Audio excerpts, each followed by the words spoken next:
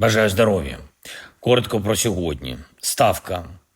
Дуже детальне обговорення розвитку дронів в Україні, контракти, фінанси, технічні питання. Виробництво. Наше завдання – чітке збільшення постачання у війська, а також максимум технологічних переваг наших українських дронів. Сьогодні заслухав результати збиття шахедів дронами-перехоплювачами. Я хочу подякувати всім, хто розвиває цей напрямок.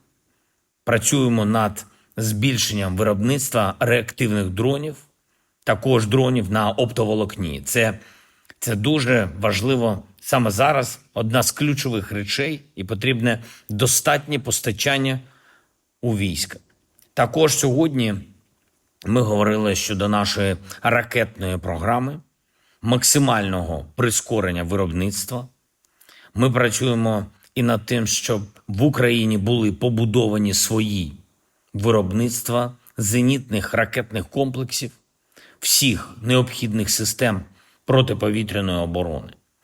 Цими днями під час зустрічі в Європі та раніше в перемовинах з іншими партнерами ми говорили про локалізацію виробництв в Україні, локалізацію деяких систем ППО, локалізацію ракет до них. Обов'язково треба прийти до цього.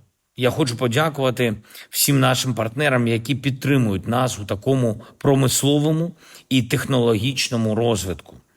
І все, чого ми зараз досягаємо в Україні, це буде спільний результат всієї Європи. Наша спільна та довгострокова безпека. Сьогодні була також окрема і детальна доповідь міністра оборони України Рустема Умєрова, зокрема щодо пакетів підтримки від партнерів.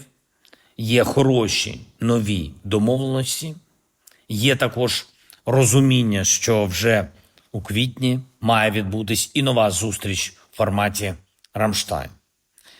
Німеччина, Британія очолюють формат, і саме зараз ми працюємо над змістовним наповненням. Я доручив міністру оборони України представити нашим американським партнерам всі факти пошкоджень нашої енергетичної інфраструктури в результаті російських обстрілів. Тільки за минулу добу був цілеспрямований російський удар дронами по газовій інфраструктурі на Полтавщині. А також був удар артилерії по Херсону, який пошкодив інфраструктуру забезпечення міста електрикою. Вчора ж в результаті одного з російських ударів по місту Харків було пошкодження інфраструктури теплопостачання. Все це говорить про те, що Росія буде зривати дипломатію і буде це робити і далі. І що є єдиною тактикою Москви залишається затягування війни. Путін на словах щось каже таке, наче він погоджується з американською стороною, але по факту російська армія просто продовжує тиснути всіма бойовими засобами. Відповідно, потрібен тиск на Росію, щоб дипломатія запрацювала. Україна ще 11 березня прийняла американську пропозицію щодо безумовного припинення вогню. І відтоді вся відповідальність за гальмування дипломатії на Росії. Сьогодні також узгодив кілька кадрових рішень, які мають посилити спроможності нашого захисту, авіаційну складову сил оборони. Була у нас зустріч з представниками громадського сектору, з військовими, офіс, які допомагають розвитку військової авіації. В розмові тоді взяла участь мама Джуса, Героя України Андрія Підщикова, Лілія Авріянова. І ми погодили всі разом нову структуру для зміцнення авіаційної складової. А також погодили конкретні управлінські і технологічні кроки. Тепер призначення. У міністра оборони України буде спеціалізований заступник саме з питань бойової авіації буде Олександр Козенко. Він тривалий час займався адаптацією F-16 та «Міраж» в Україні.